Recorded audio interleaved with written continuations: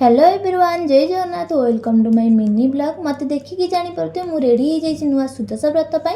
रातिर भिजाइवा अरुआ चाउल ग्राइंडिंग कर झोटी पकई पूजा करी।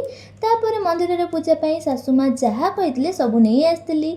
चूड़ी व्रत गुआ हेले दुब मिलानी ताकू सब सजेक रखुली। मंदिर जावाई माँ गाँव में पिठा खीरी बनईकी भोग लगे देवे। तापर स्वामी छुट्टी अच्छा माने तो दिनटा मस्त बीतव मुंडिया मारिनेली। हाँ, आउ गोटे कथा है कि मुझे बहुत लकी कहुए बाहागर प्रथम वर्ष में सुदशा व्रत कर सुजोग पाई माने ताहले भाग्यवान।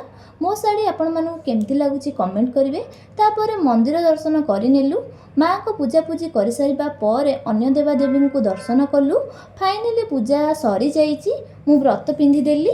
पिला बेले देखी आसुली कि मम्मी मैंने व्हाइट रेड साड़ी पिंधिकी पूजा करती। एबे मु पिंधिकी पूजा करुच्ची सेतिपई तो मु बहुत हैप्पी थिली। तापर माँ को बही पढ़ी सारिबा पर पतिदेव आनिथिबा पैड़ पानी पीली। तो से समय आसी जाइथिला पार्सल रे थिला चूड़ी जोंटा कि भाइराल होउची। आशा करूची आज वीडियो आपण मानकु भल लागिबो। भल लागिले लाइक शेयर कमेंट करियो जमा भी भूलिबानी। हाँ, सब्सक्राइब करदेबे।